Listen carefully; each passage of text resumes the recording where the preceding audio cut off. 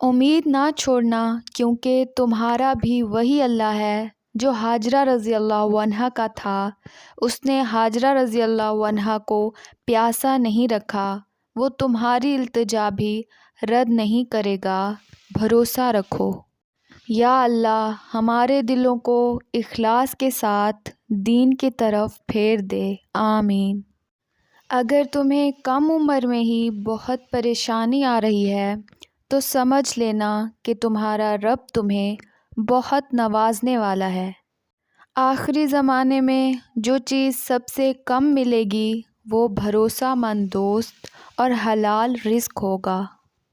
تو پھر دعا مانگنا کبھی مت چھوڑنا، اور اس یقین کے ساتھ مانگنا کہ وہ ہر حال میں دے گا۔ پھر دیکھنا تمہاری دعاؤں کے جوابات ان صورتوں میں آئیں گے کہ تم مطمئن ہو۔ کس بات پہ یقین ہے؟ اور اللہ مجھے کبھی غلط ہاتھوں میں نہیں تھمائے گا، اور مجھے کبھی خالی ہاتھ نہیں لوٹائے گا، اور اللہ مجھے کبھی تنہا نہیں چھوڑے گا۔ جھانکنے کی بہترین جگہ اپنا گریبان ہے، اور رہنے کی بہترین جگہ اپنی اوقات ہے۔ شدت سے دعا مانگ رہے ہو اور لگتا ہے کہ قبول نہیں ہو رہی، تو یقین کرو قبول ہو چکی ہے، بس اللہ تمہیں بہترین وقت پر دینا چاہتا ہے۔ اللہ بس آزماتا ہے کہ میرا بندہ کب تک صبر کرتا ہے، کب تک اپنی دعا کا پورا ہونے کا یقین رکھتا ہے۔ پھر جو لوگ پختہ یقین رکھتے ہیں ان کی دعائیں رنگ لے آتی ہیں۔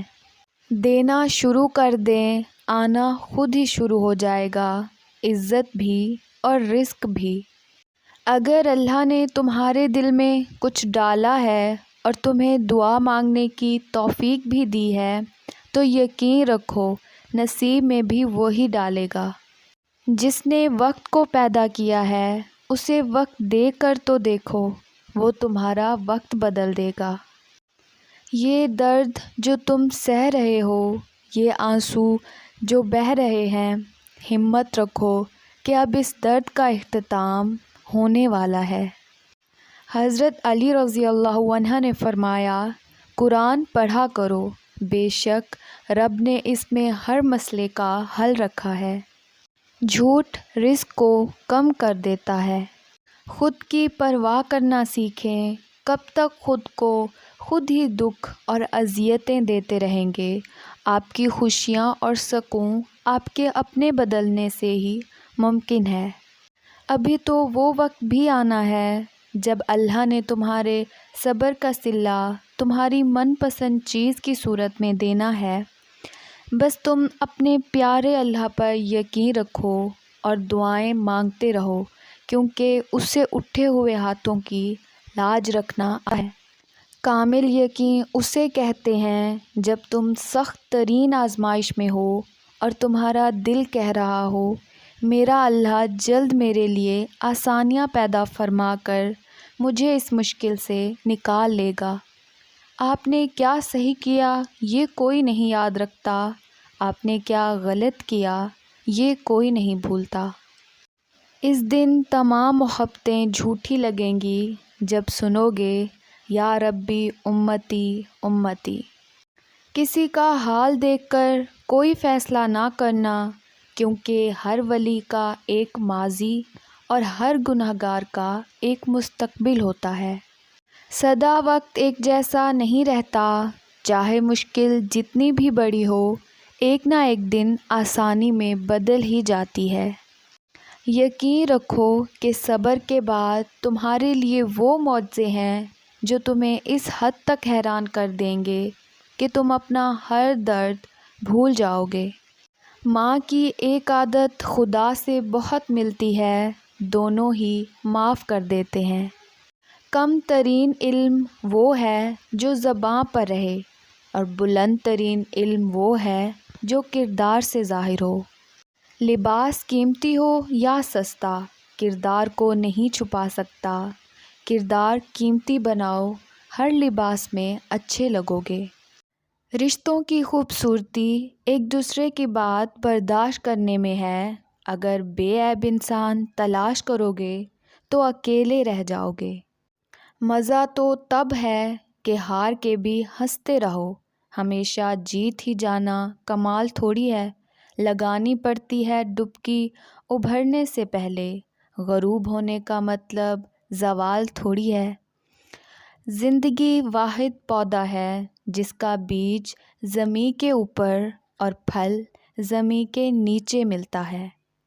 یہ اس کی تقسیم ہے کہ وہ کچھ کو بنا مانگے ہی عطا کر دیتا ہے، اور کچھ کی پکار اسے اتنی پسند ہوتی ہے کہ وہ انہیں بار بار سننا چاہتا ہے۔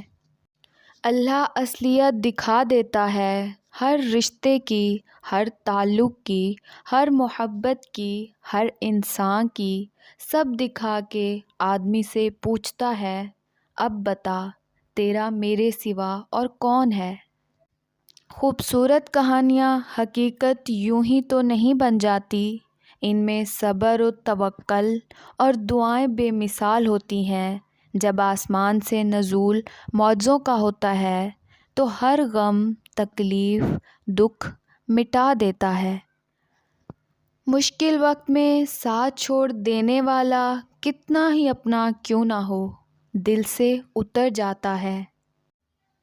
جب دل گھبرائے تو علم نشرح پڑھ لیا کرو، بے شک ہر مشکل کے بعد آسانی ہے۔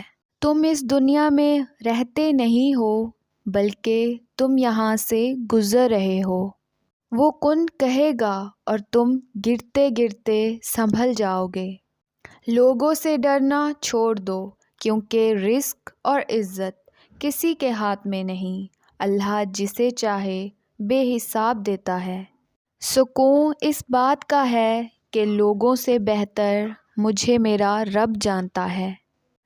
اس اللہ سے ڈرتے رہو جس کی صفات یہ ہے کہ اگر تم بات کرتے ہو تو وہ سنتا ہے، اگر دل میں رکھتے ہو تو وہ جانتا ہے۔